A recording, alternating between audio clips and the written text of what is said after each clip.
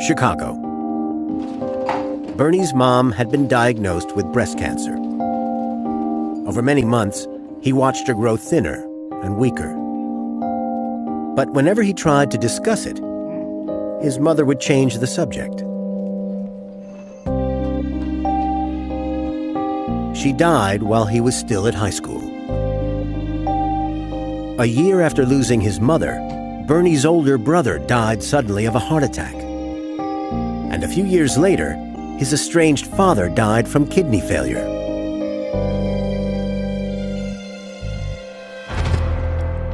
There is no medical links in the deaths in Bernie's family, but I can't tell at this stage whether his own death was the result of an inherited condition.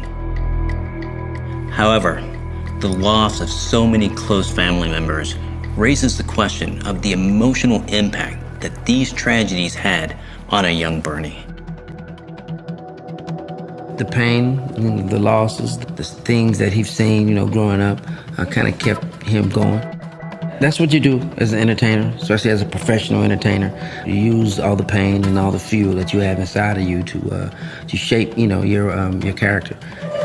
Welcome to the show. We're going to start the show. I'm your host here every Tuesday. His mother has filled him with what he calls Macisms. She gave him these little pieces of advice about self-reliance, about survival, about not giving up. And comedy becomes the thing that keeps him afloat during these really, really painful experiences that would have broken a lot of other people. But I think Bernie Mac's resilience is actually the key to his comedy. When Bill Cosby made his mother laugh, he felt that there's a lot of mothers out there that's not laughing, and he provided that for them. I'm starting to build a picture of a man who was devoted to making other people happy. But I wonder if his dedication to this cause led him to neglect his own well-being. July 17th, 2008.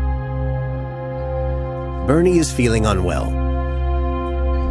He pays a visit to his physician, complaining of tiredness and fever. The doctor advises Bernie to check himself into the hospital. In just 3 weeks, he'll be dead.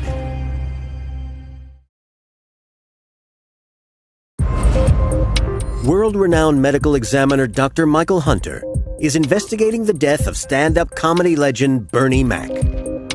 3 weeks before he died, Bernie admitted himself to a hospital with cold-like symptoms. I already know that Bernie spent many years pushing himself to achieve his goals. The strains of a career in entertainment has caused some comedians such as Richard Pryor and Robin Williams to live life to dangerous excess. So, could Bernie's death be related to an addiction that weakened his body?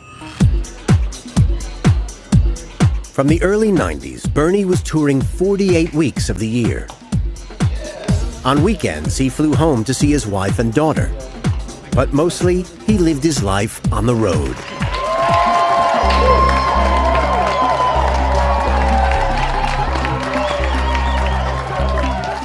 There's not a lot of consistency. You're sleeping in different places, you're eating in different places.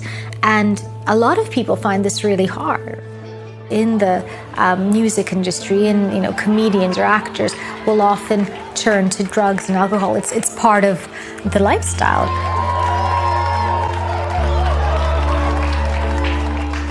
Some of those clubs back in Chicago, it had to be, gangbangers, thugs, it had to be, drugs in the clubs. That clientele of people was in there. But Bernie wasn't a real big drinker. I seen him maybe have a cigar and maybe a glass of wine, if that. I don't think that was in his DNA. When you have a limited amount of time to be somewhere and you have to be at work in the morning, you don't have time for temptation. It's clear that Bernie did not have a problem with drugs or alcohol. On the contrary, it seems that he considered these distractions that could get in the way of what he considered to be truly important: success.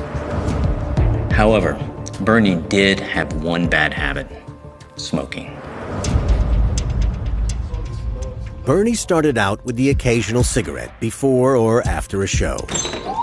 As the number of shows increased, so did his smoking.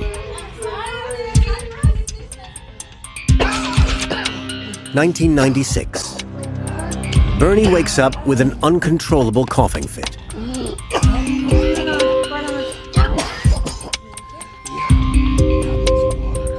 Bernie's coughing could well have been from inflammation of the respiratory tract, and he himself claimed that this episode led him to give up smoking. However, after giving it up, there were still signs of respiratory problems. He was, short-winded. He couldn't really finish sentences, without taking another breath. When he would talk, he would say, and the breathing. So I knew it was some kind of respiratory problem. Despite his breathing difficulties, I can see from photographs that Bernie continued to smoke cigars up until the end of his life. You gotta have a niche. You gotta have something, and he loved his cigars. He was doing it, any chance he got all throughout the day.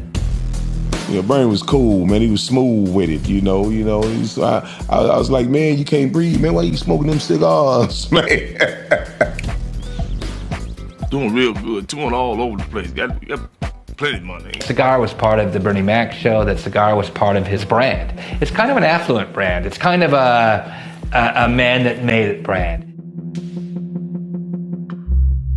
Bernie wasn't the first Hollywood star to smoke cigars, and he certainly won't be the last. But I'm not convinced that his breathing difficulties are solely down to smoking.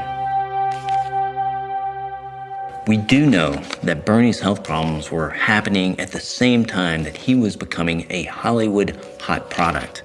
And the intense pressures from traveling and working all the time are likely to make any problems progressively worse.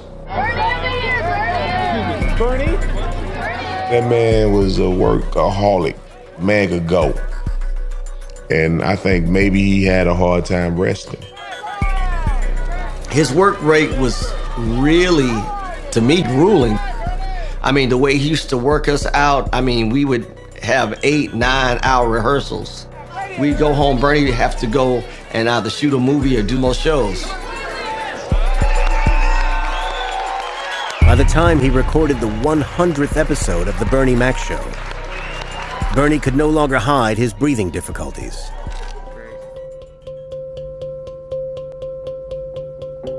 We was doing the scene.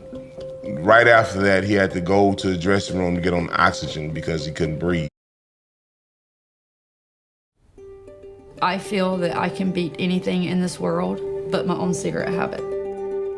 I spend a little over $6 for a pack of cigarettes, and I smoke 2 packs a day. If you calculated what I spent in a week, I could probably pay my family's bills. Family is everything, and I want them to be proud of me. Visit tobaccofreeflorida.com to find free resources to help you quit your way. Breathe,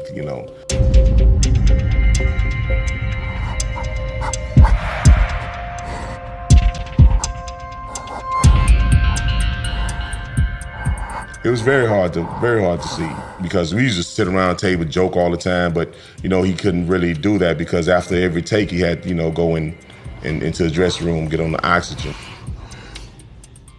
So we knew that it was something serious, that it was out of his control.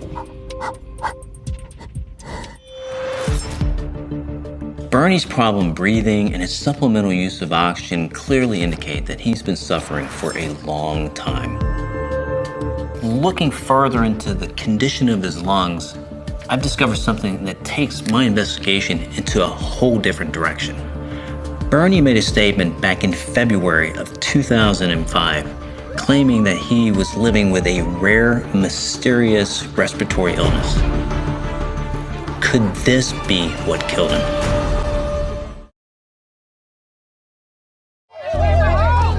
comedy legend Bernie Mac's life and career were cut short in 2008 in a Chicago hospital. Now, top medical examiner Dr. Michael Hunter has discovered a dramatic new line of investigation into the cause of death. I've discovered that in 2005, Bernie released a statement that he was suffering from the rare disease sarcoidosis. This is a condition that affects the body's immune system. In a healthy person, the body fights off infections by attacking them with white blood cells. But with sarcoidosis, the immune system goes into overdrive and attacks healthy tissues. It begins in the lungs, where these attacks form swellings called granulomas, and then can spread to other parts of the body, such as the skin and eyes. According to Bernie's statement, this condition wasn't something that he developed in his later years. He was diagnosed with this more than 20 years before. 1983, Chicago. 27-year-old Bernie was playing basketball with friends.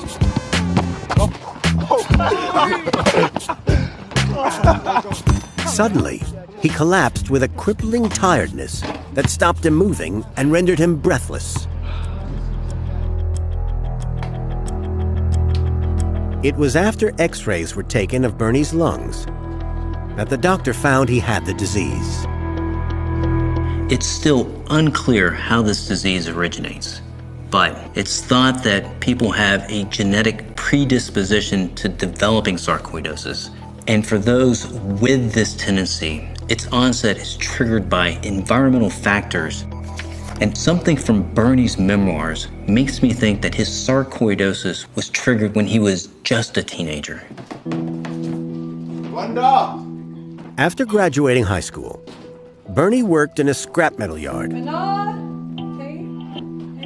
Spending the day shifting junk, Bernie would go home covered in metal dust.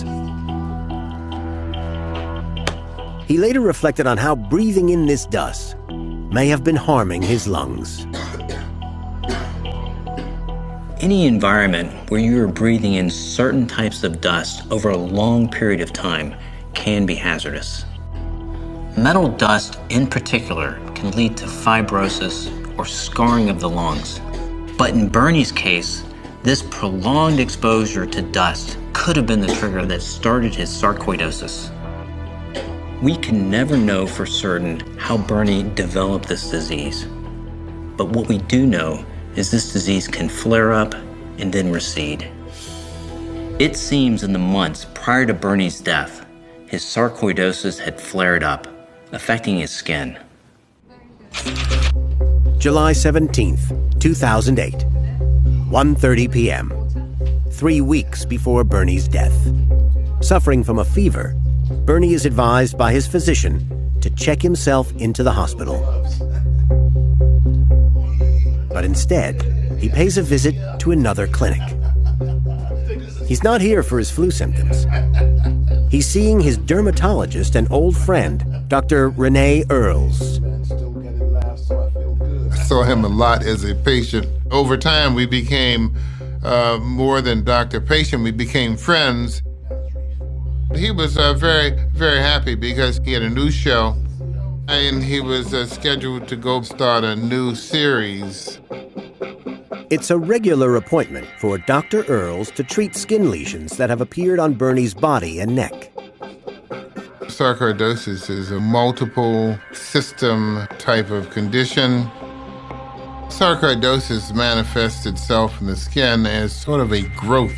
It's a little mountainous terrain where what used to be a flat terrain. Sometimes it causes itching, but sometimes it's barely noticeable. This is something that we had been doing for years. If you are in show business, if it's on your face, then of course that's a problem affecting your appearance. Although Bernie appeared to be having a flare-up before his death, the fact that he was being treated for his skin lesions tells me that he was actually managing his disease. And there's further evidence of this in recent images and footage of Bernie. It's clear that he's had a fluctuation in his weight and it's mostly noticeable about his face.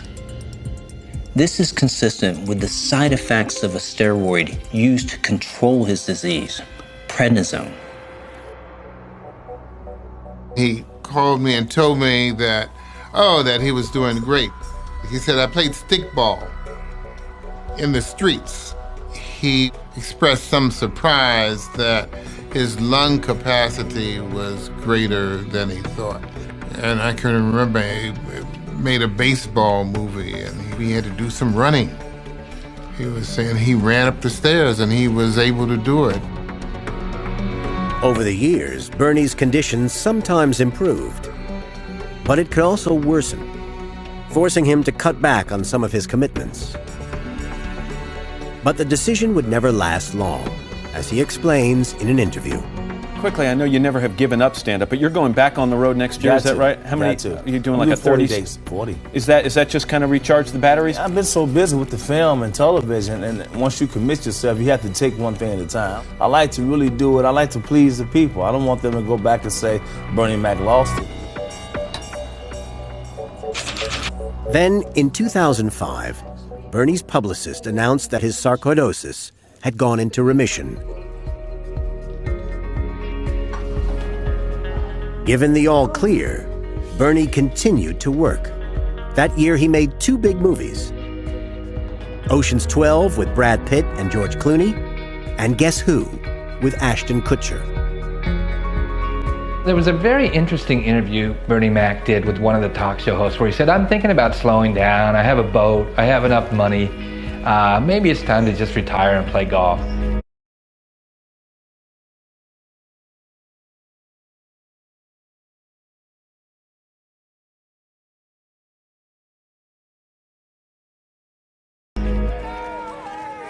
And Bernie was so far from doing that. This is a guy that couldn't say no to opportunities. There was no finish line for Bernie Mac. I don't recall any time that he couldn't or wouldn't go to work. When you get diagnosed with something like that, you don't know how much time you have. And maybe that was the sense of urgency he had in doing everything he did. He was going to grind, he was going to work as much as he could. That's how he started, and that's how he was going to finish. So, no disease is going to stop